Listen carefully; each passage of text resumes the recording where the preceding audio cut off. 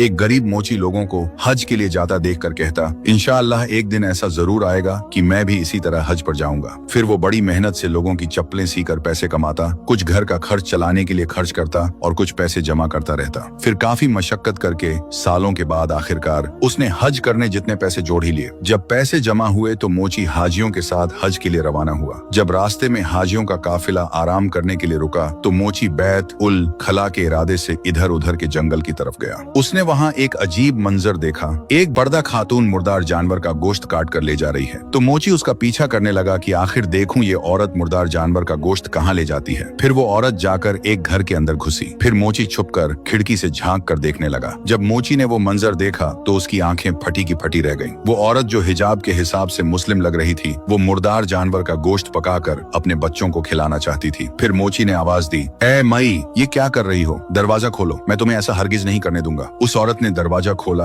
और मोची के सामने रोने लगी और कहने लगी, मैं एक सैयद झादी हूँ। मैं इतनी मजबूर हूँ कि मेरे बच्चे भूख से मर रहे हैं, इसलिए मैं ये मुर्दार जानवर का गोश्त पकाकर बच्चों को खिलाना चाहती थी। मोची की आंखों में आंसू आ गए और वो सैयद झादी से कहने लगा, ये मुर्दार जानवर का गोश्त फेंक दो, मैं जाकर तुम्हारे बच्चों के लिए कोई बंदोबस्त करके लाता हूँ। फिर वो मोची हज पर नहीं गया। हज के पैसों से जितना भी सामान मिल सका, राशन वगैरह, वो खरीद कर लाकर उस सैयद जादी को दिया। सैयद जादी अपने रब की बारगाह में हाथ उठाकर उस मोची के लिए दुआ करने लगी, ऐ अल्लाह, इस मुसाफिर के दोनों जहां सरखुरु कर दे। फिर वो मोची वापस अपने गांव चला गया। महीनों बाद जब हाजियों का काफिला वापस पहुंचा तो मोची हाजियों को फूलों के हार पहनाने लगा। हाजी कहने लगे कि भाई, तू क्यों हमें हार पहना रहा है? तू तो हज पर हमारे साथ ही था, हार तो तुम्हारे गले में भी होने चाहिए। इस इलाके के लोग हाजियों से कहने लगे, ये क्या कह रहे हो? ये मोची तो यहाँ गाँव में हमारे साथ था, ये तो हज पर गया ही नहीं, रास्ते से ही लौट कर वापस आ गया था। फिर लोग हैरानी से पूछने लगे, ऐ मोची बता, तूने ऐसा क्या अजीम नेक अमल किया कि तेरा हज अल्लाह पाक ने घर पर ही कबूल कर लिया? मोची ने उन्हें सारा किस्सा सुनाया कि किस तरह उसने एक सैयद जादी और उनके भूखे बच्चों की मदद के लिए अपनी जिंदगी भर की जमा पूंजी कुर्बान कर दी। उसने बताया कि उसने सोचा,